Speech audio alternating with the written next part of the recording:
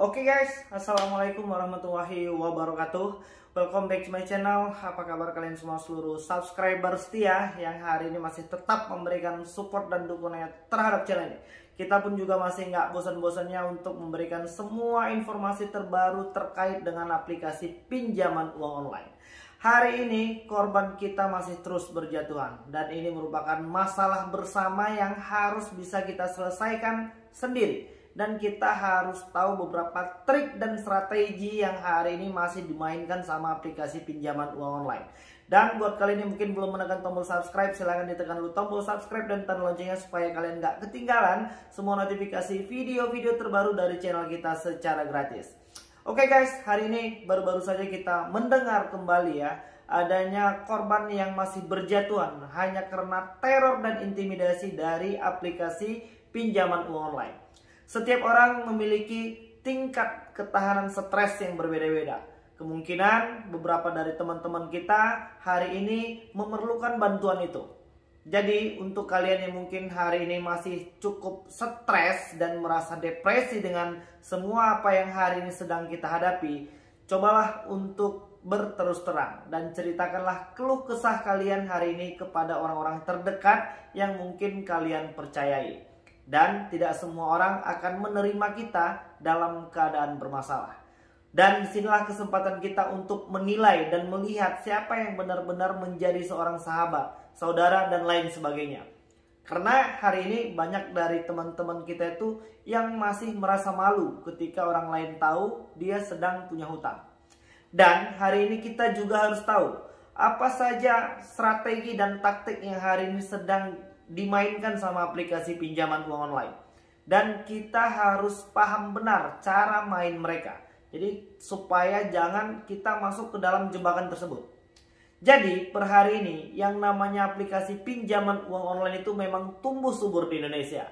Dan sedikitnya sosialisasi tentang apa saja risiko dan konsekuensi ketika kita berurusan dengan aplikasi pinjaman uang online ini.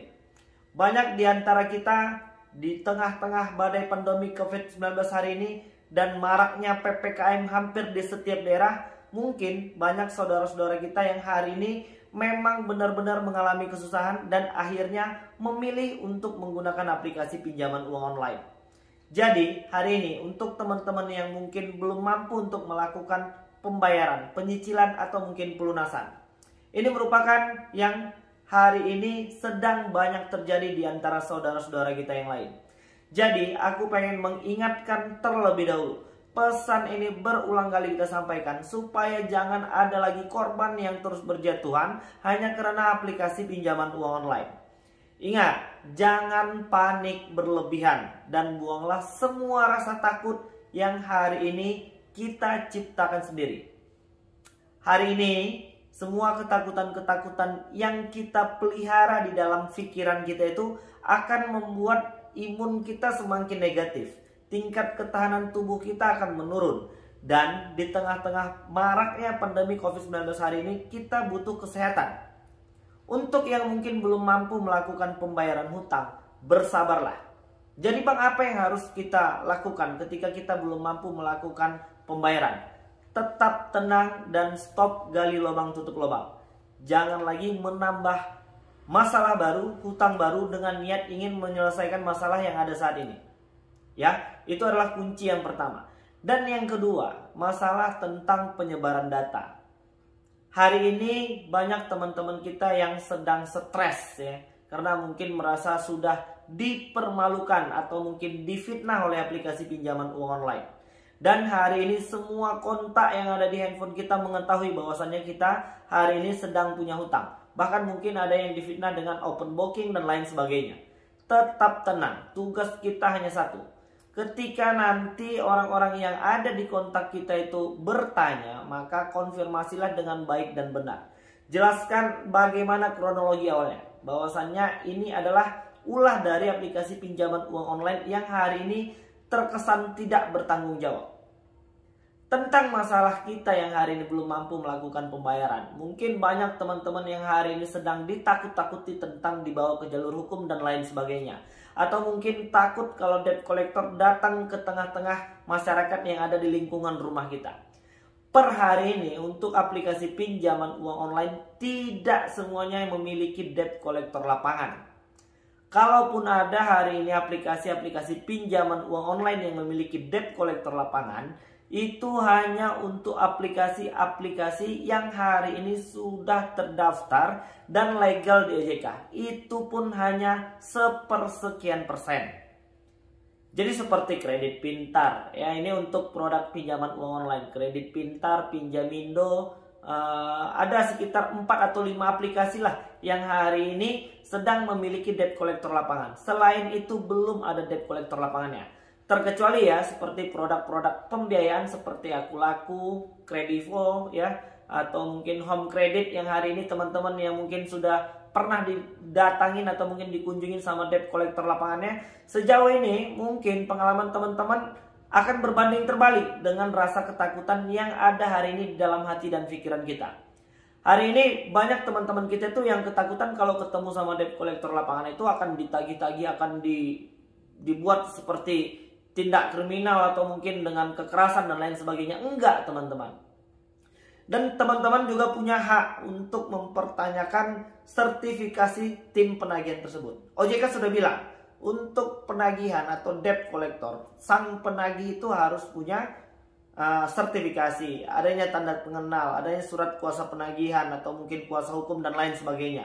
Jadi nggak boleh lagi sekarang itu uduk-uduk itu langsung datang ke rumah, mau ngambil barang atau mungkin mau buat keributan, ya nggak boleh. Kalau seandainya halnya terjadi yang seperti itu, rekam lalu laporkan. Itu merupakan sebuah pelanggaran hukum hari ini tentang bagaimana cara dan adab ketika debt collector datang ke rumah kita. Jadi teman-teman, hari ini kita jangan sampai kepancing dengan permainan mereka. Yang namanya adu domba itu, ya kemungkinan besar teman-teman juga sudah pernah mengalami kejadian seperti ini. Contohnya ketika mereka menagih di luar kontak darurat yang hari ini tidak kita cantumkan. Dan mereka akan bilang bahwasannya kita meletakkan nomor teman atau saudara kita itu menjadi salah satu kontak darurat yang sengaja kita masukkan. Maka secara otomatis orang-orang yang mendapatkan kabar seperti itu akan merasa marah ya. Ketika kita memasukkan nomor yang bersangkutan itu tanpa seizin si pemilik nomor. Dan itu merupakan strategi mereka yang hari ini sudah lama terjadi. Atau mungkin teman-teman yang hari ini sedang mengalami masalah yang serupa, kalian bisa share dan kirimkan video ini kepada teman-teman kalian yang hari ini sedang resah dan gelisah karena mereka dituduh sebagai salah satu kontak penanggung jawab ketika kita berhutang di aplikasi pinjaman uang online itu. Itu yang pertama. Dan yang selanjutnya, kita akan terus dipaksa untuk stres dan depresi dan memilih jalan-jalan yang salah. Mereka akan mengarahkan kita untuk melakukan pengajuan pinjaman uang online lagi di tempat dan aplikasi yang lain. Dan ini merupakan jebakan selanjutnya. Ketika kawan-kawan mengambil langkah tersebut, maka secara otomatis teman-teman akan menambah daftar hutang yang hari ini sudah banyak. Hitung-hitungannya sudah pasti rugi. Kita akan dikenakan biaya bunga, denda, administrasi, dan lain sebagainya. Dan hampir di semua aplikasi hari ini menambahkan biaya-biaya tersebut. Itu adalah jebakan lagi. Dan jebakan yang selanjutnya adalah ketika mereka mau kita stres. Mereka akan mengancam kita untuk melakukan penyebaran data. Untuk aplikasi yang sudah melakukan penyebaran data, sama saja sudah melanggar peraturan hukum yang ada di Indonesia hari ini. Jadi bagaimana Bang? Apakah kita akan bayar lagi ketika mereka sudah melakukan penyebaran data? Berdasarkan pengalaman teman-teman kita hari ini yang mungkin diancam untuk disebar data, atau mungkin akan dibuatkan grup WhatsApp yang hari ini seluruh kontak kita itu yang ada di dalamnya akan dimasukkan. Dan mereka akan membuat manuver-manuver mempermalukan kita, mengintimidasi kita dan melakukan kebohongan dan fitnah-fitnah di dalam grup tersebut. Kalian bisa bilang sama mereka bahwasannya ketika mereka melakukan itu, maka hutang dianggap lunas. Beberapa teman-teman yang lain terbukti cukup berhasil ya ketika ada ancaman untuk melakukan penyebaran data itu, teman-teman kita juga menyampaikan hal yang serupa. Dan alhamdulillah hari ini banyak juga aplikasi pinjol khususnya untuk yang ilegal sih ini yang paling doyan untuk melakukan penyebaran data. Dan itu merupakan salah satu senjata mutakhir mereka hari ini. Jadi ketika kawan-kawan bisa melewati senjata mutakhir mereka ini dengan baik, dengan tenang, dengan tidak panik dan tidak melakukan tindakan-tindakan negatif, maka kawan-kawan adalah orang-orang yang akan berhasil melewati semua permasalahan ini. Ingat, siapa yang bisa melewati semua kejadian ini dengan tenang dan mengambil pengalaman di dalamnya, maka insya Allah kita akan bisa menyelesaikan ini dengan baik. Kita hanya butuh waktu dan proses. Ketika kita sudah punya waktu, kita ada proses, maka kita akan menghasilkan uang lalu bisa membayar hutang. Tapi situasinya hari ini tidak seperti itu. Pihak aplikasi pinjaman uang online akan terus mendesak kita untuk melakukan pembayaran dengan tempo waktu yang sesingkat-singkatnya. Untuk yang ilegal itu durasi pinjamannya hanya 7 sampai dengan 10 hari. Bahkan yang legal sekalipun hari ini ada juga jangka waktunya hanya 15 hari. Kita berharap sama OJK bahwasannya hari ini ada regulasi yang memang benar-benar bisa mengikat untuk semua aplikasi pinjaman uang online. Jadi hari ini mudah-mudahan ada sanksi tegas yang diberikan pemerintah untuk aplikasi-aplikasi yang mungkin hari ini sudah bertindak semena-mena dan melanggar ketentuan hukum yang ada di Indonesia.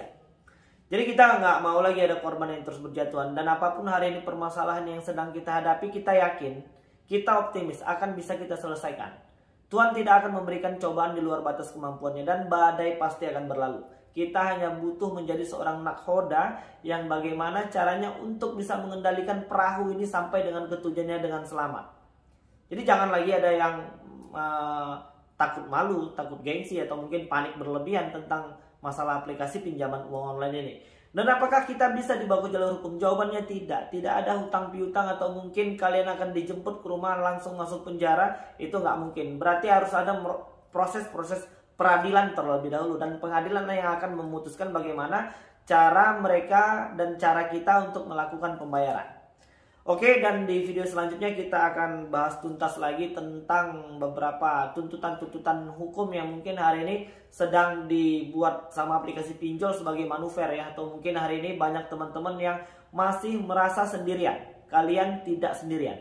Hari ini ada bahkan ratusan ribu orang yang sedang berurusan dengan aplikasi pinjaman uang online. Jadi jangan berpikir singkat ya. Dekatkanlah diri kepada Tuhan ya, itu merupakan salah satu jalan terbaik hari ini ketika kita memang sudah benar-benar nggak punya pilihan lain lagi ya. Dan untuk yang mungkin hari ini sedang dirumahkan atau mungkin belum menerima pekerjaan kembali, aku pengen mendoakan secara pribadi mudah-mudahan segera bekerja kembali dan mendapatkan penghasilan yang lebih baik dan yang lebih banyak lagi. Amin ya robbal alamin. Oke, jadi mungkin itu dulu. Mudah-mudahan video ini bisa membakar kembali semangat kawan-kawan yang mungkin hari ini sedang padam karena aplikasi pinjaman uang online. Kita harus tetap semangat, kita harus tetap sehat. Semua permasalahan ini pasti bisa kita lewati. Oke, jadi mungkin itu dulu yang bisa aku sampaikan dan mudah-mudahan video ini bermanfaat untuk kita semua. Assalamualaikum warahmatullahi wabarakatuh.